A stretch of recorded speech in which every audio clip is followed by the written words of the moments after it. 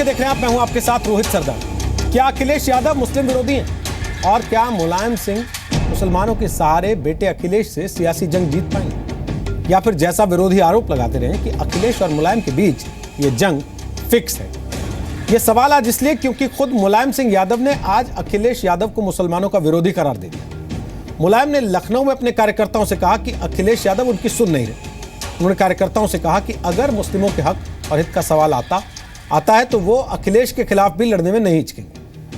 मुलायम ने कार्यकर्ताओं से यह भी कहा कि अखिलेश ने मुस्लिमों के लिए कोई काम नहीं किया है और उन्होंने जब जावेद अहमद को यूपी का डीजीपी बनाया, अखिलेश ने उसका भी विरोध किया। मुलायम ने कहा कि अखिलेश जिन लोगों को उम्मीदवार बना रहे हैं उनमें मुस्लिमों की तादाद बहुत कम है और इसलिए मुसलमान उनकी मदद करें। मुलायम का बयान आने के बाद अखिलेश यादव ने मुसलमानों के लिए किए गए कामों की लंबी चौड़ी लिस्ट जारी कर दी। अब इस पर सवाल तो उठेंगे। सवाल यह कि मुलायम सिंह यादव का यह बयान क्या समाजवादी पार्टी में कब्जे की लड़ाई में जीत की कोशिश है या फिर उनकी मुस्लिम वोट बैंक को बिखरने से बचाने की सोची समझी रणनीति का हिस्सा। चुनाव के वक्त मुस्लिमों के लिए मुलायम की चिंता बेटे से गद्दी छीनने की कोशिश है या फिर मुसलमानों पर अखिलेश और मुलायम सिंह यादव की यह मैच फिक्सिंग है।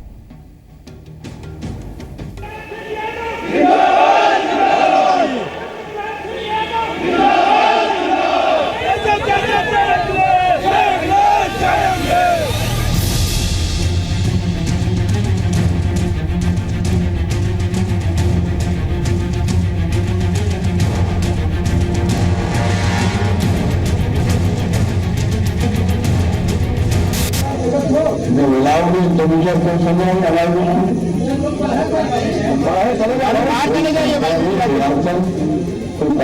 क्या किसी पार्टी में भागने चलते थे कभी नहीं अगर हम दिल्ली में कहते कि मीडिया नहीं आते। मुलायम सिंह जी ने ये कहा कि मैंने माइनॉरिटी के लिए बड़ा काम किया है, मेरी वजह से डीजीपी बने, मैंने थानों पर क्या नाम है कि एक एक दरोगा पोस्ट करवाया और 3-3 सिपाही पोस्ट करवाया, इसलिए आप लोग मेरा सहयोग करिए। आज मुसलमान की जो उहापोह की स्थिति है, मुसलमान बीजेपी को रोकना चाहता है, मेन बात है, तो उसको एक ताकत दिखनी चाहिए। तो नेताजी ने कहा कि मैं ताकत हूँ, हमेशा आप लोगों ने मेरा साथ दिया है, मैंने आपका साथ दिया है, इसलिए आप लोग फिर मेरे साथ रहिए। इस वातावरण में हिंदू और मुसलमान की जो बात की जाती है बहुत गलत है और ये वही लोग बातें करते हैं जिन्होंने परफॉर्म नहीं किया है, जिनके ऊपर भ्रष्टाचार के आरोप हैं, जिनके ऊपर गुंडई के आरोप हैं, जिन्होंने पूरी तरह से कानून व्यवस्था को चौपट किया है, वही धर्म का नाम लेकर धर्म के आधार पर वोट मांग रहे हैं। ये बाप बेटे की बातें हैं, परंतु मैं समझ सकता हूँ आज के माहौल में इस तरह की चर्चाएं अगर होती हैं तो किसी के लिए भी फायदेमंद नहीं हो। ताल ठोक के आज का पहला सवाल, क्या मुसलमानों के सहारे बेटे से जंग जीतेंगे मुलायम? दूसरा सवाल, क्या अखिलेश मुस्लिम विरोधी हैं और मुलायम मुसलमानों के दोस्त? तीसरा सवाल, मुलायम के लिए मुस्लिम बहाना, अखिलेश निशाना है? और ताल ठोक के आज का चौथा सवाल, कहीं ये मुसलमानों पर अखिलेश मुलायम की फिक्सिंग तो नहीं? तो आपको बता दें, ताल ठोक के आज बात करने के लिए हमारे साथ सुधांशु त्रिवेदी हैं। वो बीजेपी के प्रवक्ता हैं, गृहमंत्री राजनाथ सिंह के राजनीतिक सलाहकार भी। हमारे साथ जूही सिंह हैं, वो समाजवादी पार्टी की प्रवक्ता हैं, UP state commission for protection of child rights की चेयरपर्सन भी हैं। हमारे साथ स्मिता प्रकाश हैं, वो एडिटर हैं ANI न्यूज एजेंसी की, एशियन न्यूज इंटरनेशनल। पिछले 2 से ढाई दशक से वो पत्रकारिता में सक्रिय हैं। और हमारे साथ राजीव त्यागी हैं, वो कांग्रेस पार्टी के राष्ट्रीय प्रवक्ता हैं और यूपी कांग्रेस कमेटी के महासचिव भी रह चुके हैं। आप सबका स्वागत है ताल ठोक के में। मेरे सहयोगी विशाल पांडे भी इस वक्त लखनऊ में समाजवादी पार्टी दफ्तर के बाहर से मौजूद है हमारे साथ, जहां काफी जमावड़ा है कार्यकर्ताओं का। उनके पास भी हम चलेंगे, जानेंगे उनसे मुलायम सिंह यादव ने कार्यकर्ताओं से जो कहा वो क्यों कहा और जवाब में अखिलेश यादव की तरफ से क्या किया गया और क्या कहा गया। लेकिन हम चर्चा शुरू करें उसके पहले अपने दर्शकों को नियम बता दें एक बार फिर से, खासतौर पे उन मेहमानों को जो आज पहली बार शामिल हो रहे हैं इस नियम के लागू होने के बाद से, कि 1.5 मिनट का समय आपको पहले सवाल के जवाब के लिए मिलेगा। उस दौरान घड़ी चलती रहेगी। 1.5 मिनट समय समाप्त होने के बाद आपकी आवाज खुद ब खुद बंद हो जाएगी, लिहाजा कोशिश करें 1.5 मिनट के भीतर अपनी बात कहें। दूसरे सवाल में 1 मिनट का समय आपको मिलेगा, 1 मिनट तक घड़ी चलेगी, उसके बाद आपकी आवाज स्वयं बंद हो जाएगी। इसके बाद फ्री राउंड होगा, तब आप इंटरवीन भी कर सकेंगे, एक दूसरे को क्रॉस क्वेश्चन भी कर सकेंगे और आपकी पूरी बात सुनाई भी देगी। जूही सिंह जी, आपको याद होगा कुछ रोज पहले हमने चर्चा की थी, आप उस कार्यक्रम का हिस्सा थी और आपने कहा था कि मैं चाहती हूं कोई राजनीतिक पार्टी जाति के आधार पे, धर्म के आधार पे, संप्रदाय के आधार पे चुनाव की तैयारी की बात ना करे, वोट के लिए बात ना करे। आज आपकी पार्टी के मुखिया मुलायम सिंह यादव खुलेआम कह रहे हैं कि अखिलेश यादव मुसलमानों के पक्ष में नहीं है, मैं मुसलमानों के पक्ष में हूं, और आज आप उस पार्टी को डिफेंड करने के लिए बैठी। रोहित जी, हमारी पार्टी ने 1 जनवरी को एक राष्ट्रीय अधिवेशन बुलाया था। उसमें माननीय मुख्यमंत्री अखिलेश यादव को हमने राष्ट्रीय अध्यक्ष चुना और वो हमारे राष्ट्रीय अध्यक्ष हैं। ना तो वो धर्म के नाम पे वोट मांग रहे हैं, ना जाति के नाम पे वोट मांग रहे हैं। नेताजी पे मैं कोई टिप्पणी करने से पहले ये करूंगी कि उनके बयान में बहुत विरोधाभास है। बहुत कुछ उन्होंने कहा, यदि वो डीजीपी बनवा सकते थे, यदि वो पोस्ट करवा सकते थे लोगों को थानों में, और यदि उन्होंने कहा कि बलराम जी को उनके कहने पर मंत्री बनाया गया, तो नेताजी की कलम में बहुत ताकत थी। इस बात को मुख्यमंत्री के सर पे मढ़ना कि वो किसी भी धर्म या जाति या समुदाय का कार्य नहीं करते हैं, मुझे लगता है गलत है। और एक भावात्मक बात जरूर हो सकती है, लेकिन ना तो मुख्यमंत्री जाति के आधार पे काम करते हैं, ना धर्म के आधार पे काम करते हैं। समाजवादी पार्टी ने शायद इसीलिए अपना नेतृत्व भी क्लियर किया, क्योंकि हम इस चुनाव में उनके किए हुए काम, उनकी सोच और उनका रिपोर्ट कार्ड लेकर आना चाहते हैं। हमने विकास किया है, हमने उत्तर प्रदेश की पूरे लैंडस्केप को बदलने का प्रयत्न किया है, उसी पर जनता हमें वोट देगी अगर उसमें हमको विश्वास है। और जनता समझदार है, चाहे वो अल्पसंख्यक हो, चाहे वो हिंदू वर्ग हो, चाहे वो दलित हो, चाहे बैकवर्ड हो, वो यही देखेगी कि कौन सी पार्टी उसके लिए काम कर रही है और कौन कर सकती है, उसी के आधार पे वोट देगी। हम धर्म पे बिल्कुल वोट ना मांगेंगे, ना हम साथ खड़े हैं। With due respect to Netaji, वो हमारे संरक्षक हैं। लेकिन समाजवादी पार्टी के लिए आज के दिन बहुत दुखद भी है और आज चुनाव आयोग का फैसला भी आना था, तो इस बयान का कोई मतलब नहीं था। हम सब चुनाव आयोग चुनाव आयोग का फैसला जब आएगा तब आएगा, थोड़ी देर में। लेकिन आप ये कहते हुए मुलायम सिंह यादव से किनारा कर रही हैं कि अखिलेश यादव को आप लोग नेता मानते हैं। मुलायम सिंह यादव, आपने शुक्र है अंत आते आते कह दिया कि संरक्षक है, वरना मुझे अगला सवाल पूछना पड़ता कि फिर वो किस हैसियत से ये बयान दे रहे हैं। सुधांशु त्रिवेदी, आपको लगता है ये मैच फिक्स है? देखिए, जहां तक मुस्लिम मतों का प्रश्न है, तो जो कुछ भी अभी आपने बोला है इसमें कहीं कोई बहुत संशय थोड़ी है। मुलायम सिंह जी ये बोल रहे हैं तो मैं कहना चाहूंगा, अखिलेश यादव जी तो मुख्यमंत्री थे। मुजफ्फरनगर दंगों के समय सिर्फ एक समुदाय को मुआवजा देने की कोशिश करना, जो हाईकोर्ट के हस्तक्षेप से रुका। आपने मुस्लिमों को आरक्षण देने का बात कही हो तो अखिलेश जी मुख्यमंत्री थे उस जमाने में, कहा एएमयू उत्तर प्रदेश में है, वहां पे दलितों का आरक्षण छोड़ के मुस्लिम को दे दिया गया, अखिलेश जी कुछ नहीं बोले। बहुजन समाज पार्टी को ध्यान करिए, बहुजन समाज पार्टी तो ओपनली बोली कि भाई मुस्लिम समुदाय अपना वोट बर्बाद न करे, यानी सीधे सीधे आप समुदाय को वोट देने की अपील कर रहे हैं। कांग्रेस पार्टी को ध्यान करिए, प्रधानमंत्री मनमोहन सिंह जी यूपीए 1 सरकार के समय पे विज्ञान भवन में माइनॉरिटीज के प्रोग्राम में ओपनली बोले कि मुस्लिम should have first right over the national resources of India, यानी राष्ट्र के संसाधनों पर किसी एक समुदाय का पहला हक होना चाहिए। तो मैं ये कहना चाहूंगा कि इन्हीं लोगों ने उत्तर प्रदेश को आज उस हालात में पहुंचाया है, मुस्लिम मतों की जवाबी कव्वाली में, कि सन 47 में जिस उत्तर प्रदेश में मुस्लिमों का प्रतिशत ब्यूरोक्रेसी में 20% था, वो अगर आज घटकर 2% रह गया है। और अगर सच्चर कमेटी की रिकमेंडेशन ये कहती है कि मुसलमानों के हालात 2013 में ये कहती थी कि इतने बुरे हैं, उसके लिए कौन जिम्मेदार था? 67 साल में 6 साल उत्तर प्रदेश में शासन करने वाली भाजपा या 61 साल शासन करने वाले ये दल? तो बहुत साफ है इनका चेहरा, मुसलमानों को गरीबों गुर्बत में ढकेल के रखो और इस ढंग की सियासत करते रहो मजहबी। ठीक है, राजीव त्यागी, केवल मुसलमान ही वोट देंगे क्या उत्तर प्रदेश के चुनाव में? बाकी या फिर दलित वोट देंगे? और लोग वोट नहीं डालते क्या यूपी में? देखिए, जिस तरह की राजनीति उत्तर प्रदेश को लेकर के जातीय विद्वेष और धार्मिक विद्वेष की हो रही है, वो चिंता का विषय है। और पिछले 27 साल से उत्तर प्रदेश इसी सब में फंसा हुआ है। रोहित जी, कांग्रेस पार्टी ये मानती है कि अगर विकास होगा तो उस विकास में प्रत्येक उत्तर प्रदेश का वासी भागीदारी लेगा। सड़कें बनेंगी तो हिंदू मुस्लिम सिख ईसाई सभी चलेंगे, अगड़े भी चलेंगे, पिछड़े भी चलेंगे। रोजगार मिलेंगे तो सबको ही रोजगार मिलेंगे, इसमें कहीं कोई संशय नहीं है।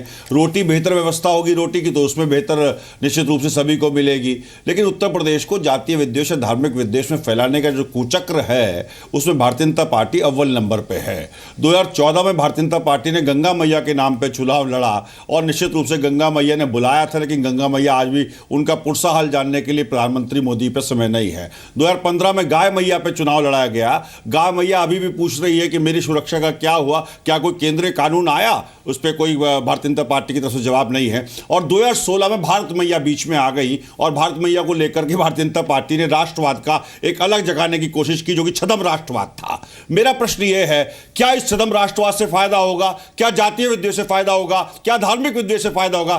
फायदा अगर होगा तो रोटी और रोजगार से होगा, इसके अलावा कोई चीज नहीं है। निश्चित रूप से विकास से फायदा होगा। विकास की जो काम करेंगे निश्चित रूप से आने वाले समय में वही दल सत्ता में आएंगे, इसमें कहीं को संशय नहीं है। स्मिता प्रकाश, एक खबर अभी अभी आई है एजेंसी के हवाले से, वो कह रही है कि मुलायम सिंह यादव ने कहा है अगर अखिलेश यादव नहीं माने तो मैं उनके खिलाफ भी चुनाव लड़ूंगा।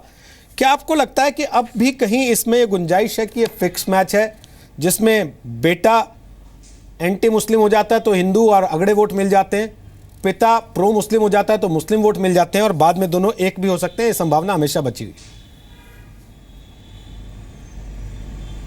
जी, ये संभावना ज़रूर है कि ये फिक्स्ड मैच है, नूरा कुश्ती है, हो सकता है कि ये भी है, लेकिन लग नहीं रहा है, क्योंकि अगर ये होता तो इतने ऐसे बयान ना आते बाप की तरफ से बेटे के बारे में कि वो एंटी मुस्लिम है। मतलब चुनाव के कुछ हफ्ते पहले अगर आप 5 साल आपने कुछ नहीं कहा और 5 साल के बाद आप कहते हैं कि आपका बेटा एंटी मुस्लिम है, कुछ अजीब सा लगता है। और मुलायम सिंह क्या ये जानते हैं कि मुसलमान वोटर क्या चाहता है?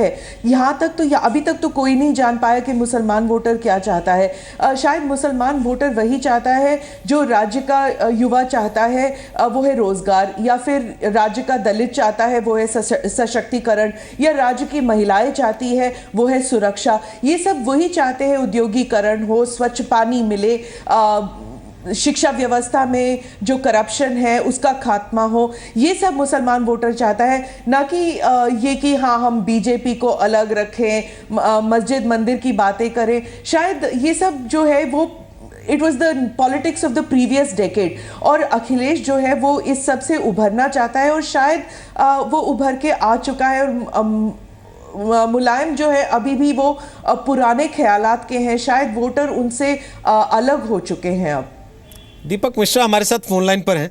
मुझे बताया गया कि मुलायम सिंह यादव के करीबी हैं और अगर समझ लिया जाए, मान लिया जाए पार्टी में 2 खेमे हैं, तो मुलायम सिंह यादव का खेमा जो कह रहा है उसकी बात को दीपक मिश्रा हमारे साथ इस वक्त रखने के लिए फोन लाइन पर हैं। दीपक जी, क्या ये सच है कि मुलायम सिंह यादव ने अल्टीमेटम दे दिया अखिलेश यादव को, नहीं माने तो मुलायम सिंह यादव उनके खिलाफ भी चुनाव लड़ेंगे? देखिए, नेताजी ने इस तरह का कोई मंतव्य नहीं दिया है, लेकिन हाँ ये जरूर है कि नेताजी ने आगाह किया है कि जो दशकों के संघर्ष से बनी पार्टी है उन्हें कुछ लोगों के बहकावे में आके इस तरीके से बर्बाद न करें। बहुत लंबे संघर्ष के बाद, सतत संघर्ष के बाद और सर्वतोन्मुखी संघर्ष के बाद, हर मोर्चों के बाद उन्होंने समाजवादी पार्टी को खड़ा किया है, जो समाजवादी आंदोलन का प्रतिनिधि और प्रतिरूप है। सांप्रदायिक ताकतों से लड़े हैं, जातिवादी गिरोहों से लड़े हैं। इस लंबी लड़ाई के बाद उन्होंने ऑब्वियसली बहुत मेहनत के बाद जो चीज बनाई जाती है, जब उसमें वो जब बिखरती हुई नजर आती है तो तकलीफ होती है। नेताजी का सारा जो वक्तव्य था वह इसी दर्द, दंश और चुभन को प्रतिबिंबित कर रहा था। लेकिन जी, पार्टी की प्रवक्ता जूही सिंह जी हमारे साथ बैठी हैं, कार्यक्रम का हिस्सा है, समाजवादी पार्टी को रिप्रेजेंट कर रही हैं। उन्होंने कहा कि पार्टी ने अपना अध्यक्ष चुन लिया राष्ट्रीय और वो अखिलेश यादव है। उसके बाद मुलायम सिंह यादव क्या कह रहे हैं उसका कोई औचित्य नहीं रह जाता।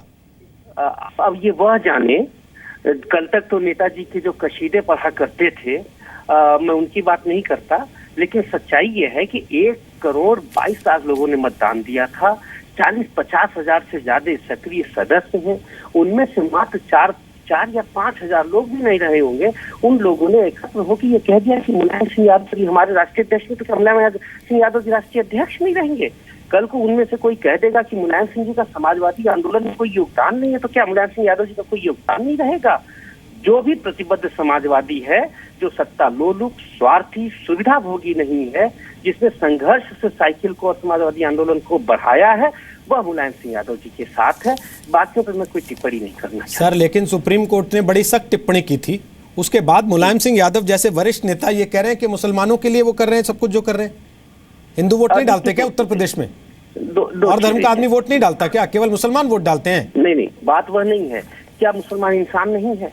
क्या इंसानी तकाजों की बात करना सियासत का काम नहीं है? अगर सियासत का काम यही है कि कमजोर लोगों के साथ खड़ा होना, सियासत का काम यह है तो समाजवादी पार्टी एम का मतलब समाजवादी पार्टी मुस्लिम, ये समझे हम, ना कि मुलायम। देखिए समाजवादी पार्टी का यह मतलब समझिए कि जो वंचित है, मुख्य धारा से पीछे है, उसके साथ खड़े होने वाली पार्टी समाजवादी पार्टी है, और उनका नेता मुलायम सिंह यादव है। चाहे वो दलित हो, चाहे पिछड़े हो, चाहे कमजोर हो, चाहे जो मतलब वो चाहे जिस जाति और धर्म के हो।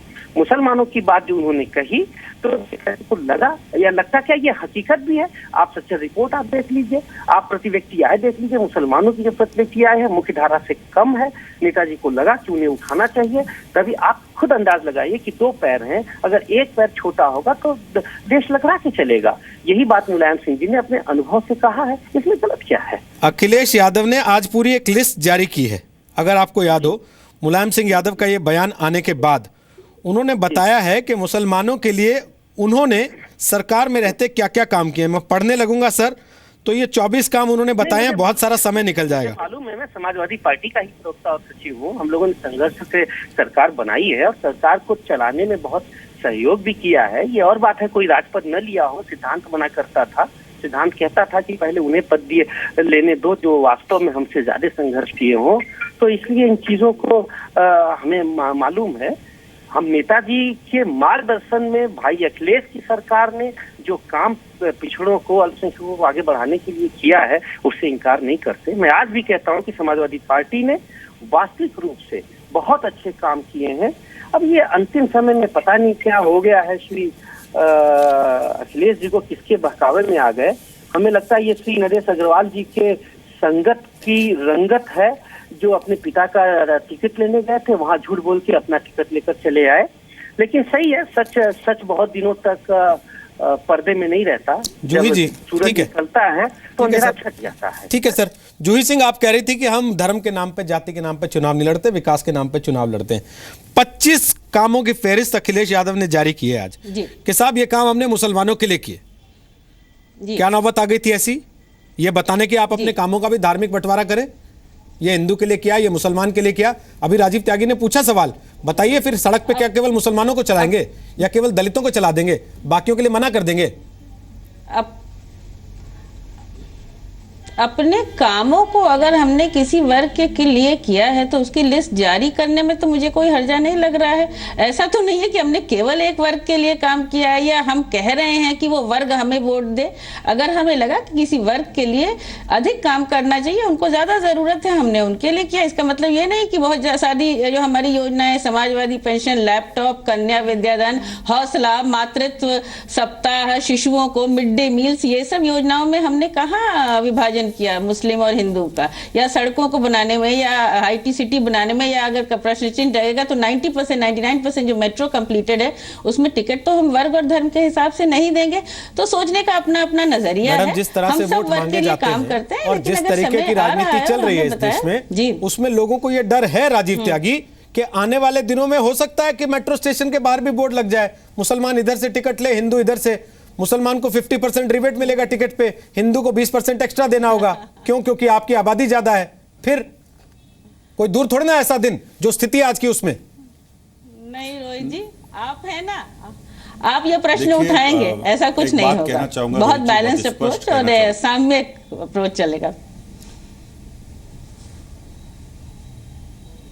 बहुत स्पष्ट कहना चाहूंगा कि जो विकसित देश हैं वो किस तरफ जा रहे हैं, उनके यहाँ किन किन चीज़ों पर शोध हो रहे हैं। क्या वो मानव स्वभाव सभ्यता के लिए या अपने देश में रहने वाले लोगों के लिए तरह तरह के शोध करके उनके आराम के लिए कार्य कर रहे हैं, या वो पास्ट में झांक रहे हैं, या वो जाति और धर्म में बंट रहे हैं? मैं ये कहना चाहूँगा कि उत्तर प्रदेश से लेकर के पूरे देश में 21वीं सदी में पूरे भारतवर्ष को एक ही नखवे में चले जाना चाहिए, वो है भारतीयता, इसके अलावा कुछ नहीं। हम भारतीय हैं और हमें भारतीय होने पर गर्व है। इस तरह की राजनीति जब होगी, निश्चित रूप से देश विकास की तरफ बढ़ेगा और देश में विकास होगा, मेरा ये मानना है, पहली बात। दूसरी बात ये मैं कहना चाहूंगा उत्तर प्रदेश के परिप्रेक्ष्य में कि उत्तर प्रदेश में निश्चित रूप से बहुत गरीब पॉपुलेशन है, इसमें कहीं कोई दो राय नहीं, सबसे बड़ा प्रदेश है।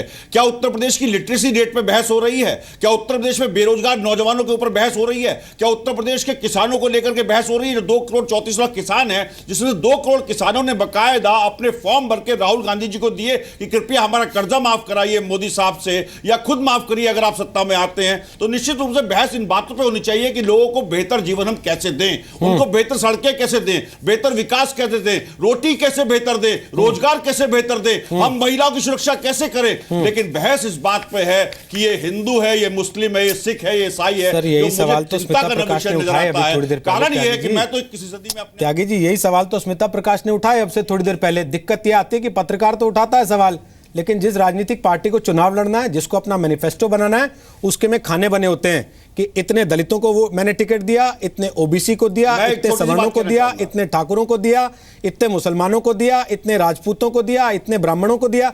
ऐसे तो लिस्टें बट रही हैं सर उम्मीदवारों की। उसके बाद मैनिफेस्टो जब बनता है वो भी तो ऐसे ही बनता है। देखिए मैं अपनी बातें हमेशा साफगोई से कहता हूं, और निश्चित रूप से हिम्मत से सच कहो तो बुरा मानते हैं लोग, रो के बात कहने की अपनी आदत नहीं रही। सिमता जी से पहले मैं बड़ा सम्मान करता हूं, उससे पहले मैंने रोजगार और रोटी के सवाल उससे पहले उठा दिए थे उत्तर प्रदेश के परिप्रेक्ष्य में। और फिर मैं कहना चाहता हूं, समाज को अगर हम बांटेंगे तो हिंदुस्तान नहीं चल पाएगा। हिंदुस्तान की ब्यूटी उसकी अनेकता में एकता है, क्योंकि हर 10 कोस पे वाणी और पानी बदलता है। आप टीवी पे सवाल उठा रहे हैं, मैनिफेस्टो में उठाइएगा तब तो हम बात करेंगे आपसे उस पे। मैनिफेस्टो में लाइए ना सर, अपने उम्मीदवारों की लिस्ट में दिखाइए कि आपने उस चीज का। अगर हम सूचना का अधिकार, मैं क्लियर कर दूं सर, सूचना का अधिकार छोड़िए ना सर, मैं तो पूरा मौका दे रहा हूं आपको लाइव बैठ के बताने का। जिस दिन मैनिफेस्टो होगा सर आपकी पार्टी का, साथ में लेके बैठिएगा। आप भी, बीजेपी वाले भी, समाजवादी पार्टी, एम भी, समाजवादी पार्टी, साइकिल वाले भी, मोटरसाइकिल वाले भी लेके बैठे अपना अपना मैनिफेस्टो दिखाएं, और बीएसपी वाले भी। 30 सेकंड दे दीजिए, 30 सेकंड दे दीजिए। 30 सेकंड में मैं अपनी बात समाप्त करूंगा। उत्तर प्रदेश में कांग्रेस पार्टी का मैनिफेस्टो है, किसान गरीब को दाम, नौजवान को काम। इसमें पहली बात तो ये हुई, उत्तर प्रदेश में 2 करोड़ 34 लाख किसान है। कांग्रेस पार्टी की सरकार बनती है तो 2 करोड़ किसानों ने जिन्होंने अपना कर्जा माफी का पत्र बढ़ाया, उनके कर्जे माफ होंगे। नौजवानों को रोजगार उपलब्ध कराया जाएगा। तीसरी बात, बिजली बिल हाफ होगा। बिजली बिल हाफ अगर उत्तर प्रदेश में अगर आप भी रहते हैं रोहित जी, तो निश्चित रूप से अगर आपका 2000 का बिल आता है तो कांग्रेस शासन में आती है तो आपका भी 1000 का बिल आएगा, और आपको कांग्रेस को वोट करना चाहिए। मैं आपसे अपील करूंगा। चौथी बात जो मैं कहना चाहूंगा, एमएसपी की, मिनिमम सपोर्ट प्राइस में हम हर चीज में बोनस दे सकती है प्रदेश सरकार, और बोनस देगी। भले ही कितने साल सरकार रही है, पहले आप इसका गणित लगा लीजिए बैठ के, उसके बाद फिर बताइएगा कि आज जो उत्तर प्रदेश की दुर्गति है उसके लिए आप कितने जिम्मेदार हैं और बाकी लोग कितने जिम्मेदार। जवाब दे सकता हूं, आपसे वापस जवाब लूंगा। उसके पहले मैं जल्दी से सुधांशु त्रिवेदी से एक कमेंट ले रहा हूं। सुधांशु त्रिवेदी से वापस आऊंगा सर, वापस आऊंगा। आप एक समय कहते हैं कि आंकड़े से पेट नहीं भरता, मेरे पास जब आपके ऊपर सवाल आता है तो आप आंकड़े का पन्ना लेके बैठ जाते हैं। बहरहाल सुधांशु त्रिवेदी, आप लोगों को लग रहा है कि मुलायम अखिलेश की लड़ाई में चांदी आपकी हो रही है, इसलिए दागी बागी जो आ रहा है आप सबको मौका दे रहे हैं कि बस जीत जाएं, इससे कोई फर्क नहीं पड़ता। चाल चरित्र और चेहरा का स्टिकर जो हमने चिपकाया था वो भले फट रहा हो। देखिए, ये मैं प्रश्न बहुत युक्तिसंगत नहीं मानता हूं, क्योंकि सभी दलों से लोग छोड़कर यदि भारतीय जनता पार्टी की तरफ आ रहे हैं तो इसका बहुत स्पष्ट अर्थ यह है कि जनता की नब्ज पूरी तरीके से यह संकेत दे रही है कि जनता का मनोभाव भाजपा की तरफ है। जैसे अभी राजीव जी बोल रहे थे, बहुत अच्छे और सुसंस्कृत भाषा का प्रयोग करते हैं, परंतु मैं उन्हीं में एक बात ये कहना चाहूँगा कि उन्होंने बड़ी अच्छी बात कही कि दुनिया के विकसित देशों को देखिए, सब विकास की बात करते हैं, कौन बांटने की बात करता है। बिल्कुल सही बात है। दुनिया के जितने भी बड़े देश हैं रशिया हो, अमेरिका हो, चाइना हो, ब्रिटेन हो, फ्रांस हो, ऑस्ट्रेलिया हो, एक देश ऐसा बताइए जहां आतंकवाद के समर्थन करने वालों का खुला समर्थन मुख्य विपक्षी दल करते हो। दुर्भाग्य से सिर्फ भारत में होता है। क्यों? सिर्फ सांप्रदायिक कारणों से। जहां संसद पे हमले करने वाले व्यक्ति के समर्थन में कहा जाता हो, जहां जुडिशियल किलिंग ऑफ याकूब मेनन का समर्थन किया जाता हो, यह दुर्भाग्यपूर्ण सांप्रदायिक राजनीति भारत में हुई। और किस ढंग से लोग मिले हुए, इस पर मैं एक उदाहरण कहना चाहूंगा। मुजफ्फरनगर का इतना भयानक दंगा हुआ था, उस समय केंद्र में कांग्रेस की सरकार थी। उत्तर प्रदेश की सरकार पे कार्रवाई तो छोड़िए, चेतावनी तो छोड़िए, किसी भी प्रकार की एडवाइजरी तो छोड़िए, रिपोर्ट तक नहीं मांगी थी। रिपोर्ट तक नहीं मांगी थी इतने भारी दंगों पर, जबकि हमने तो दादरी कांड तक पे रिपोर्ट मांग ली थी। दूसरी बात मैं ये कहना चाहता हूं कि भाई इन दोनों का चरित्र कितना मिलता जुलता है। अभी आप रोहित जी, आपने कहा मैनिफेस्टो, अरे सपा का मैनिफेस्टो देखिए, वो कहता सिक्योरिटी फोर्सेस में हम मुस्लिम आरक्षण देंगे। और याद करिए कांग्रेस जिसने यूपीए 1 में कहा था there should be a Muslim head count in Indian army, बाद में आर्मी के विरोध पर आपने विड्रॉ करने की कोशिश की। आजम खां आज भी कारगिल विजय को सांप्रदायिक रंग देने की कोशिश करते थे। तो इन लोगों का चरित्र बहुत साफ है। और अंत में एक बात कहूंगा, अरे भाई मुस्लिम समुदाय तो वो समुदाय है जिसने देश पे 800 साल हुकूमत की। सन 47 में उसकी माली हालत बहुत अच्छी थी। आंकड़ा देख लीजिए 1941 की जनगणना का भारत का। मगर उसके बाद इतने खराब हालात क्यों हो गए इन 70 साल में? यही लोग जिम्मेदार हैं जिन्होंने कि मुसलमानों को सिर्फ वोट बैंक समझा, उनको कभी इंसान नहीं समझा, और उस वोट बैंक की तिजारत करते हुए उनको इतनी मुफलिसो मजलूमियत में धकेल दिया। ठीक है, मैं स्मिता जी से कमेंट लेना चाहता हूं, लेकिन ब्रेक का वक्त हो रहा है। चलते चलते विशाल आपसे एक चीज जरूर पूछ रहा हूं, क्या अखिलेश यादव और मुलायम सिंह यादव ने अपनी अपनी लकीर खींच ली है, जिसमें अखिलेश यादव वही चेहरा आगे रखेंगे जिसकी लड़ाई अब तक चलती आई है कि मैं विकास का मॉडल हूं, और बाकी जो छिटक रहा है, जो लगता है मायावती ले जाएंगी या फिर कांग्रेस के पाले चला जाएगा, उसको रोकने के लिए मुलायम सिंह की तरफ से आज ये पासा फेंका गया कि अखिलेश मुसलमान का विरोधी है? बिल्कुल रोहित जी, अखिलेश यादव अभी भी अपने विकास मॉडल को लेकर ही आगे चुनाव में जा रहे हैं। और रही बात मुलायम सिंह यादव ने आज जो अपने कार्यकर्ताओं से बातचीत के दौरान मुस्लिम समुदाय को लेकर बातें कही, उसमें दो चीजें स्पष्ट हैं कि आज सुबह जो शिवपाल यादव और मुलायम सिंह यादव की मुलाकात हुई थी, सूत्र बता रहे हैं कि उसमें ये फॉर्मूला तय हुआ है कि अधिकतर सीटों पर यादव और मुस्लिम को ही कैंडिडेट बनाया जाएगा, ताकि जो अखिलेश यादव के कैंडिडेट्स हों उनको कैसे नुकसान पहुंचाया जाए। तो फिलहाल कुल मिलाकर स्थिति यह है कि लकीरें बाप पिता पुत्र के भी जरूर खिंच गई हैं, और लेकिन दोनों के मॉडल अलग हैं। और मुलायम सिंह यादव ने आज जो मुस्लिम को लेकर अपने विरोध जताए, उसकी दो वजह और भी है। अभी हाल फिलहाल में आपको याद होगा कि अखिलेश यादव इलाहाबाद के साधु संतों के साथ दिखाई पड़े थे, अयोध्या में भजन स्थल का निर्माण वो करा रहे थे। तो ये कुछ वजह थी जिसकी वजह से मुलायम सिंह यादव आज मुस्लिमों के सामने कुछ इस तरह से पेश आए कि अपने बेटे के खिलाफ चले गए, और फिलहाल अब दोनों पक्षों के बीच खींचतान बहुत ज्यादा बढ़ गई है। रोहित जी, सवाल ये कि मुलायम सिंह यादव अगर ये कह रहे हैं कि अखिलेश मुसलमान विरोधी और अगर जरूरत पड़ी तो मैं उसके खिलाफ भी चुनाव मैदान में उतर जाऊंगा, क्या ये हाथी के दांत खाने के हैं या सिर्फ दिखाने के? हमारे साथ सुधांशु त्रिवेदी बीजेपी से हैं, राजीव त्यागी कांग्रेस से हैं, जूही सिंह समाजवादी पार्टी से हैं, अखिलेश यादव के खेमे को रिप्रेजेंट करती हैं। हमारे दर्शक कह रहे हैं कि जब समाजवादी पार्टी से कोई मेहमान आए तो ये भी बताया करें कि वो मुलायम सिंह यादव की तरफ से पक्ष रखेंगे या अखिलेश यादव की तरफ से पक्ष रखेंगे। तो जूही सिंह अखिलेश यादव की तरफ से पक्ष रख रही हैं। और हमारे साथ स्मिता प्रकाश हैं, वरिष्ठ पत्रकार हैं। स्मिता, सवाल मेरा वही है, ये हाथी के दांत खाने वाले हैं या दिखाने वाले हैं केवल?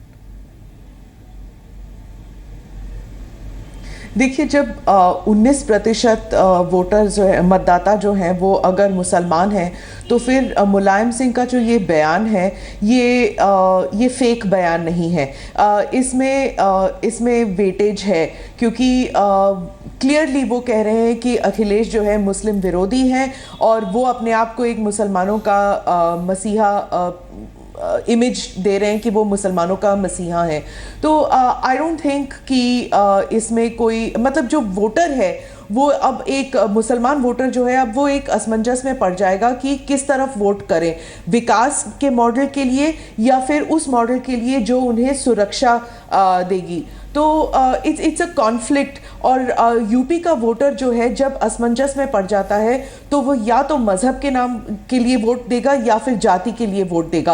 और अगर अखिलेश का जो वोट बंटवारा है, अगर वोट का सीट बंटवारा है, अगर वो सिर्फ यादव और मुसलमान को वोट सीट्स देंगे तो अखिलेश के लिए it will be difficult, and इसका फायदा it will go towards Mayawati. At least that is what the experts are saying in Uttar Pradesh. Juhi Singh ji बोलिए, बहुत सारी चीज़ें हुई, जब आपका मन कर रहा होगा कि मैं बीच में बोल दूं, अब आप अपनी बात रख सकती हैं। जी नहीं, मैं बहुत शांति से सुन रही थी। और अगर नेताजी माननीय मुख्यमंत्री हमारे राष्ट्रीय अध्यक्ष के खिलाफ चुनाव लड़ने का ऐलान कर चुके हैं तो वो हमारे सम्मानजनक विरोधी पार्टी हैं। हमारी कोशिश रहेगी कि उनका सम्मान रखते हुए भी हम अपने उसूलों पर, अपनी विचारधारा पर चुनाव लड़ें। जातिगत आधार पर ना माननीय मुख्यमंत्री ने टिकट वितरण किए हैं। हाँ, ये हमने ज़रूर कहा है, ये हमारा कमिटमेंट है कि हम कुछ वर्गों के लिए, जिसमें बहुत सारे वर्ग हैं, उनके लिए विशेषतर काम करेंगे क्योंकि उनको आवश्यकता है और हम कर भी रहे हैं। बहुत सारी योजनाएं हैं जो सभी के लिए संचालित होती हैं। तो मुझे लगता है कि आज की जनता जागरूक है और उसको पता है कि कौन किसके साथ में महफूज है, कौन उसके लिए काम करना चाहता है और इसी आधार पे वोटिंग होनी भी चाहिए। राजनीति बदल चुकी है। मैं किसी आरोप प्रत्यारोप का न जवाब देना चाहती हूँ, ना उसके लिए मैं यहाँ हूँ। एक सकारात्मक राजनीति की शुरुआत है तो इसमें सबको साथ होना चाहिए। चुनाव है, कोई युद्ध थोड़ी हो रहा है। अगर वो लड़ना चाहते हैं, और ये कोई चुनौती नहीं है, अगर माननीय मुख्यमंत्री जी चुनाव लड़ना चाहेंगे तो वो लड़ेंगे, नहीं लड़ना चाहेंगे तो केवल नेताजी को चैलेंज करने के लिए उनके खिलाफ वो चुनाव नहीं लड़ेंगे। अगर आपने बताया कि किसी आधार पे टिकट वितरण हो रहे हैं तो ये उनका प्रेरोगेटिव है। इस पे भी समाजवादी पार्टी, जिस खेमे को मैं बिलोंग करती हूँ, वो कोई टिप्पणी नहीं करना चाहती। मतलब वहां यादव देख के टिकट नहीं दिया जाएगा? हम तो कभी यादव, मुसलमान, ठाकुर, ब्राह्मण, ना तो हम ऐसी लिस्ट जारी करते हैं, ना मायावती की तरह बताते हैं। मायावती जी तो 5% महिलाओं को भी टिकट नहीं देती। अब देखते हैं भाजपा कितनी महिलाओं को टिकट देती है या अन्य पार्टियां किस हिसाब से समीकरण देखे जाते हैं। लेकिन केवल आजकल की राजनीति ये नहीं, युवा राजनीति है, महिलाओं की राजनीति है, बहुत सारे ऐसे न्यूट्रल वोटर्स की राजनीति है। ना तो वो ये पसंद करती है, ना इस हिसाब से वोट करती है और होपफुली नहीं करती है। तो जो पार्टी सबसे सही होगी, जिसने काम किया होगा, उसको वोट मिलेगा। मतलब आप टिकट यादव देख के नहीं देते? और मेरा होप यही है। लेकिन अगर सरकार बन जाए तो फिर नौकरियों में भर्ती, प्लेसमेंट्स, वो सब यादव देख के करते हैं। केवल टिकट बंटवारे में यादव नहीं देखते आप लोग? यादव देख के कहां कर रहे हैं? इस आंकड़ों का क्या सपोर्ट है कि हम यादव को देखकर भर्ती करते हैं और ये काबिलियत को दरकिनार करते हैं या उसके हिसाब से पोस्टिंग करते हैं? तो आरोप लगते रहते हैं, उसका जवाब हम देते रहते हैं। लेकिन अगर आप जमीन की राजनीति करती हैं मैडम, तो आप यूपी में जब जाएंगी लोगों के बीच, तो मुझे यकीन है लोग आपको भी बताएंगे वो सब जो हमें बताते हैं। समय है नहीं, वरना मैं पूरा चुटकुला वो सुना देता आपको जो चलता है उत्तर प्रदेश में। जी, मैं 2 चुनाव लड़ चुकी हूँ। मैं वही कह रहा हूँ, अगर आप करती हैं, चुटकुले बाद में, मैं वही कह रहा हूँ कि अगर आप करती हैं तो आप निश्चित तौर पे लोगों के बीच जाएंगी, और लोगों के बीच जाएंगी तो लोग आपको वो सब बताएंगे जो हमें बताते हैं।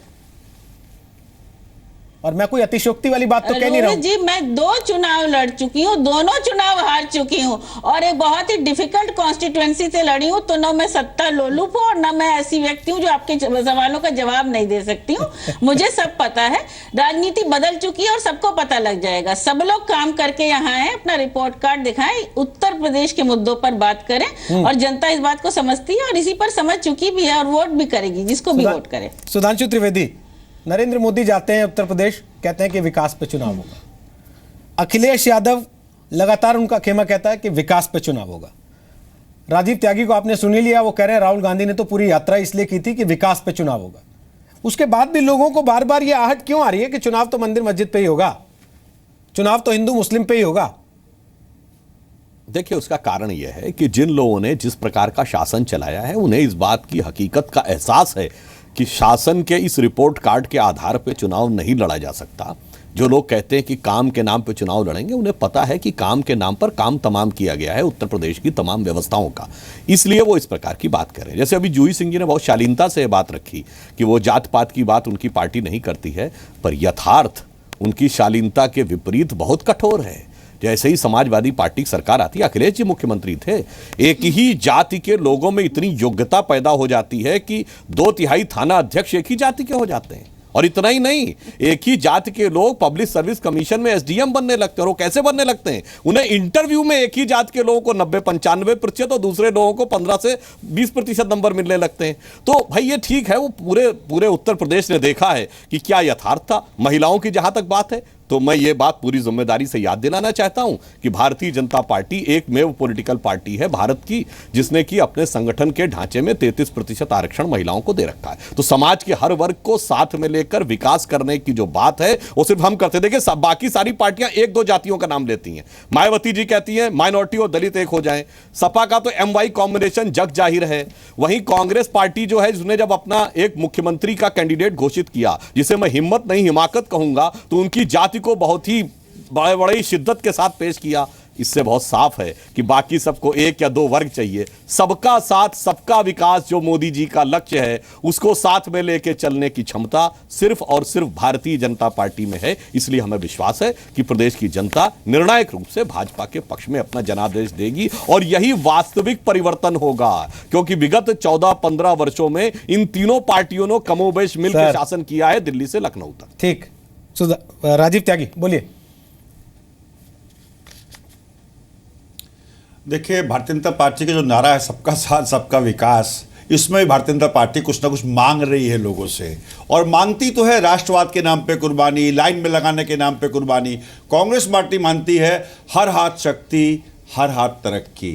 हर एक हाथ को शक्ति मिलेगी तो निश्चित रूप से हर एक हाथ तरक्की की तरफ बढ़ेगा। उत्तर प्रदेश के परिप्रेक्ष्य में रोहित जी मैं कहना चाहूंगा कि उत्तर प्रदेश में 22.34% दिहाड़ी मजदूर हैं। करीब करीब 5 करोड़ लोग बाग बैठते हैं। 2 करोड़ 34 लाख किसान हैं उत्तर प्रदेश में। हमारा ये मानना कि नोटबंदी के बाद जिस तरह से पूरे उत्तर प्रदेश में मेरठ का चीनी उद्योग, पूरा का पूरा जो रेवड़ी का उद्योग है वो, कानपुर का चमड़ा उद्योग, आगरा का पेठा उद्योग और जूता उद्योग, मिर्जापुर का कालीन उद्योग, बनारस का साड़ी उद्योग और जितने भी MSME हैं वो सब ध्वस्त हो गई हैं। जो छोटे छोटे सुनारों की दुकान हुआ करती थी वो बेचारे सुनार अपना सामान नहीं बेच पा रहे हैं। छोटे छोटे परचून की दुकान करने वाले लोग बाग नोटबंदी की वजह से अपना सामान नहीं बेच पा रहे हैं। मैं पूछना चाहूंगा भारतीय जनता पार्टी से कि इस तुगलकी फरमान से हासिल क्या हुआ देश को? क्या कालाधन आया? क्या आतंकवाद पे कई लगाम कसी गई है? क्या भारतीय जनता पार्टी बताइए कितने फेक करेंसी के नोट अब तक रिजर्व बैंक के पास आए हैं? लेकिन भारतीय जनता पार्टी से एक बात और कहना चाहूंगा।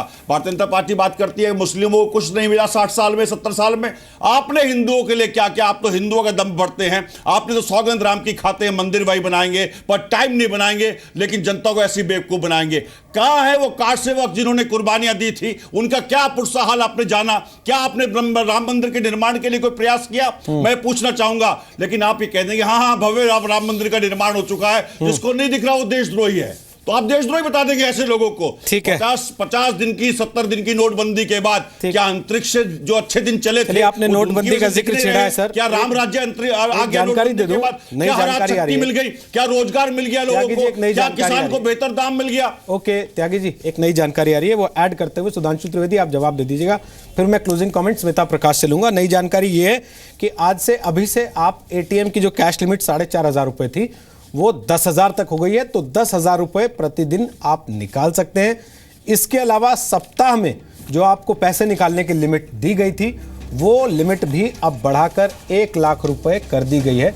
तो अब 1 लाख रुपए एक सप्ताह के अंदर आप बैंक से ले जाकर निकाल सकते हैं और प्रतिदिन ATM से 10,000 रुपए का विड्रॉल किया जा सकता है, जो अब तक 4,500 रुपए था। सुधांशु त्रिवेदी आप रिएक्ट करना चाहते हैं राजीव त्यागी की बात को? आप जवाब दे दें, उसके बाद स्मिता प्रकाश के पास जाऊंगा। बोलिए। एक छोटा सेंटेंस कहना चाहूंगा। अभी भी रह गया, बोलिए। छोटा सेंटेंस कहना चाहूंगा। छोटा ही कहिएगा, बोलिए। मैं इतना कहना चाहूंगा, सुधांशु जी से बड़ा सम्मान करता हूं, सुधांशु जी आपका मैं, लेकिन मुझे कृपया यह बता दीजिए इस नोटबंदी से हासिल क्या हुआ? सरकार ने यह माना है कि पूरी करेंसी के 0.02% फेक करेंसी है। कालाधन आपने कितना है ये बता दीजिए, और आतंकवाद पे तो लगाम हमने देखा कि 8 नवंबर के बाद 10 दिन बाद ही आतंकवादी पे 2000 के नोट पकड़े गए। भारतीय जनता पार्टी के नेतागण पकड़े गए। छोटा रखिए ना, फिर आप छोटा कहते हैं उसके बाद खत्म नहीं करते। प्लीज त्यागी जी, आप छोटा कह के भी खत्म नहीं करते हैं सर। जो मोदी जी ने, त्यागी जी हो गया ना, हो गया सर, हो गया। अभी पूरा मौका पड़ा है सर, 7 फेज में चुनाव है, 7 फेज में चुनाव है त्यागी जी, बहुत समय मिलेगा आपको, जितना तैयार किया पूरा बोल पाएंगे। प्लीज सुधांशु त्रिवेदी जवाब दे दीजिए, फिर मैं स्मिता जी के पास जाऊंगा, और प्लीज बीच में ना बोलिएगा, अच्छा नहीं लगता। अलग से बहस कर लेंगे। अभी त्यागी जी ने जो विकास की बात कही थी, सिर्फ एक फैक्ट बताना चाहता हूं। पूरे यूपीए के शासनकाल में जब आखिरी समय तक देश की औसत विकास दर 5 और 6 के आसपास थी, केवल NDA शासित राज्यों की, सभी राज्यों की विकास दर 10% से ऊपर थी। कृषि विकास दर लगातार 10% से इसका ऊपर। मतलब अगर सबसे यूपीए ज्यादा ने है कोई तो एनडीए भेदभाव नहीं शासित किया राज्य राज्य को में, इस जहां पर लंबे करने समय में। तक किया। भाई देखिए, आप बोल रहे थे इसको भी हस्तक्षेप स्वीकार नहीं कर रहा था, करिए, मुझे कृपया जो आप बोलने कर रहे हैं दीजिए। अब एक और बात देखिए, अगर हमने कोई योजना रखी बोलिए ना, तो हमने इसका उसको मतलब आप अगड़ा स्वीकार पिछड़ा कर रहे हैं कि दलित यूपीए ने मुस्लिम कोई करके नहीं हस्तक्षेप नहीं बोला। किया। अगर प्रधानमंत्री ने कहा बेटी इसका बचाओ मतलब स्वीकार बेटी कर रहे हैं, पढ़ाओ, तो एनडीए सबसे ज्यादा इसका एनडीए लाभार्थी हस्तक्षेप कर रही है, दलित एनडीए होगा। स्वतंत्र विवाह कर अगर रही है हमने राज्यों कोई से। जनधन योजना शुरू की तो सबसे लाभार्थी दलित मुस्लिम होगा, मगर हमने ये नहीं कहा। समस्या आपके साथ है कि आप हर उत्तर चीज प्रदेश को के लिए उस क्या नजरिए किया से ये बता देखते हैं। दीजिए। और आपके उसके कितने बाद सांसद हैं? आपके ही राज्य में क्यों ऐसा होता है कि जब जब भाजपा आती है तो विकास की दर महंगाई की दर से कहीं आगे होती है, और जब जब कांग्रेस आती है तो महंगाई की दर विकास दर से आगे हो जाती है। ये आंकड़े महंगाई के बारे में irrefutable बता हैं दीजिए, पिछले सुधांशु 60 जी, साल अरहर की दाल क्या इसमें भाव कहीं है, कोई चीनी क्या किंतु भाव परंतु है, की गुंजाइश चाय की नहीं पत्ती है। क्या भाव है। और एक बात और कहेंगे कि भाई कांग्रेस तो ग्रैंड ओल्ड पार्टी ऑफ नहीं, इंडिया बताइए, है। आंकड़े बताइए, जब कोई इनको मैं ग्रैंड बताता हूं। ओल्ड मैन बोलता महंगाई कहां है पहुंची, मैं तो आंकड़े वो बताता क्या हूं। करेगा इसका महत्व नहीं होता। भाई इतनी बड़ी जिंदगी में क्या करके दिखाया है ये बताइए। 131 साल पुरानी पार्टी 60 साल शासन मुझे तो करने ये के बता बाद दीजिए, अब आर्टिकल ये कहे कि 370 हम ये आप क्या कर रहे करेंगे, हैं, राम मंदिर पे तो क्या ये कर रहे हैं, अपने कानून आप में सुप्रीम एक कोर्ट पे हास्यास्पद क्या कर रहे हैं। छलावा लगता है। इसी से भारतीय जनता पार्टी निकल और के आई राम थी। मंदिर पे मैं ये कहना गाय मैया चाहूंगा, पे क्या एक कर मिनट। रहे हैं, गंगा मैया पे क्या कर भाई रहे हैं, राम भारत मैया मंदिर पे के क्या कर रहे ऊपर हैं। जो कृपया 2010 मुझे इतना बता में दीजिए। लखनऊ मैं बेंच आपके का आगे जजमेंट सरेंडर हो आया जाऊंगा। है। भाई देखिए राजीव जी, ये बहुत गलत लेकिन बात है, आपको मैं आपका जवाब सम्मान नहीं है कर मेरे रहा हूं। प्रश्नों का। आपने समय इतना लेकर फिर लगातार ये गलत हस्तक्षेप बात कर रहे इसलिए कि आप हैं, झूठ ये बहुत बोल रहे गलत हैं। बात है भाई। सुधांशु ये जी, अपने आप में कांग्रेस आपने कहा पार्टी की कि बौखलाहट को यूपीए के दर्शा रहा टाइम है। पे एनडीए शासित राज्य जो मैंने है शांति विकास साहब की कर बात गए। सुनी, आप तो जो यूपीए कह रहे ने थे। स्वतंत्र विवाह अब नहीं आप किया। ये बिल्कुल बहुत महत्वपूर्ण बात शालीनता कह रहा हूं मैं दिखा रहे आपको। आप और राम मंदिर पे तो मैं ये कहना चाहता हूँ राजीव जी, हमारे दिल की इच्छा है वहां राम मंदिर होना चाहिए। मामला कोर्ट में विचाराधीन है, पर ये नहीं रोका जा सकता कि हमारे दिल की इच्छा क्या बोले। हम चाहते हैं राम मंदिर जीते, आप तो ये भी नहीं बता पाएंगे कि आपकी दिल की इच्छा क्या है। राम मंदिर का पद जीते या तथाकथित बाबरी मस्जिद का पद जीते, बताइए।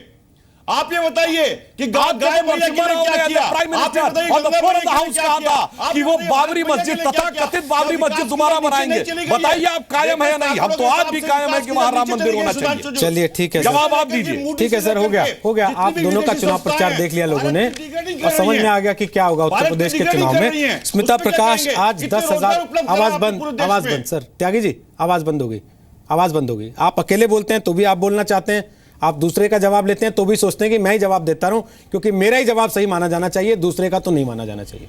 बहरहाल ये आपका चॉइस है सर, मैं इस पर कुछ नहीं कह सकता सिवाय इसके कि जब स्मिता जी बोलेंगी तो आप लोगों का चिल्लाना सुनाई नहीं देगा सर, इसलिए एनर्जी वेस्ट मत कीजिएगा। स्मिता जी, आखिरी सवाल है मेरा चलते चलते, लास्ट कमेंट आपसे। 10,000 रुपये हो गई है आज लिमिट एटीएम से निकालने की बढ़ के।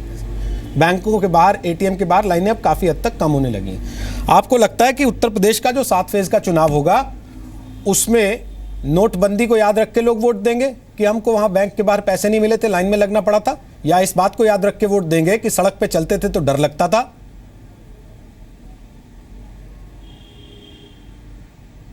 रोहित, कुछ दिन पहले हमने बहस में यही बात की थी कि शायद उत्तर प्रदेश के चुनाव में नोटबंदी जो है वो रेफरेंडम का इशू बन जाए, लेकिन बात वहीं पर, चुनाव के आते आते बात वहीं पर पहुंच गई, मंडल का मंडल। आपने अभी बहस में देख लिया, यही बात चलती है कि मजहब के नाम पर, जाति के नाम पर वोट किसको कौन देगा।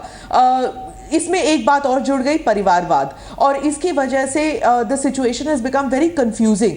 और ऐसे लग रहा है अभी की पार्टीज जो हैं अब अपने जो टिकट्स देंगे वो सब बदल जाएगा, उसकी जो रणनीति है वो सब अब बदल जाएगा, क्योंकि जो मुलायम सिंह ने अभी जो गेम चेंजर स्टेटमेंट दिया है उसकी वजह से there is going to be complete change in the ticket distribution.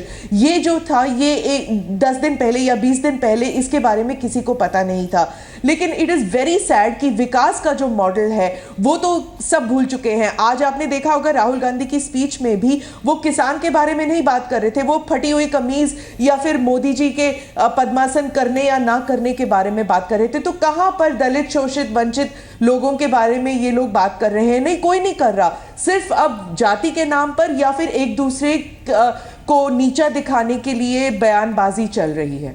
चलिए, बहुत बहुत शुक्रिया आप सबका आज ताल ठोके का हिस्सा बनने के लिए। बहुत हद तक दर्शकों को भी अंदाजा हो गया होगा कि विकास के नाम पे कितना चुनाव होगा और बाकी चीज़ें कितनी हावी रहेंगी इस चुनाव में। एक करेक्शन ज़रूर बता दें चलते चलते, हमने आपको जानकारी दी थी कि प्रतिदिन 10,000 रुपये एटीएम से निकाल सकते हैं, साथ ही 1 लाख रुपये की जो सीमा है वो बढ़ाकर करंट अकाउंट के लिए की गई है। जी हाँ, करंट अकाउंट से 1 लाख रुपये निकाल सकेंगे। ये करेक्शन ज़रूर इस वक्त आपको बता देना ज़रूरी है।